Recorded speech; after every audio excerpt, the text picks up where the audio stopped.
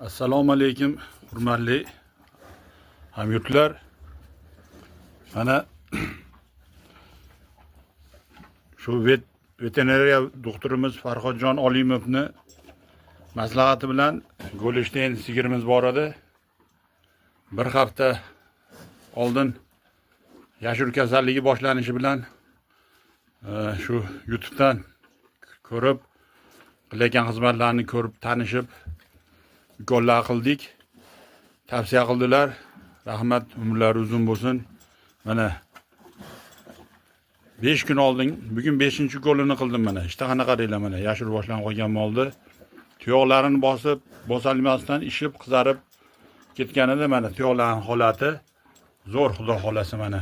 Ishlari qaytib, bemalol bosyapti. Mana orqa oyoqlari ham mana zo'r.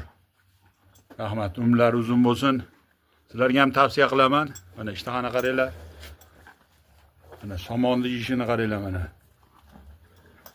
Rahmat Farhod aka. Xudo tanjoningiz sog' bo'lsin, sadaqa doktorlar ko'paversin. Assalomu alaykum, hurmatli hamyurtlar. Mana shu veterinariya doktorimiz Farhodjon Olimovni maslahati bilan Goleshtayn sigirimiz bor edi. Bir hafta oldin yashil kasalligi boshlanishi bilan shu YouTube'dan ko'rib, qilayotgan xizmatlarni ko'rib tanishib gollar qildik. Tavsiya qildilar. Rahmat, umrlari uzun bo'lsin. Mana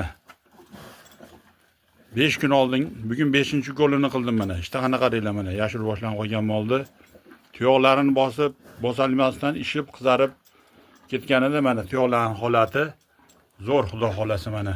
Ishlari qaytib, bemalol bosyapti. Mana orqa oyoqlari ham mana zo'r. Rahmat, umrlari uzun bo'lsin. Sizlarga ham tavsiya qilaman. Mana ishtahani qaranglar. Mana somonni yeyishini qaranglar mana. Rahmat Farhod aka. Xudo tanjoningiz sog' bo'lsin, sadaqa doktorlar ko'paversin.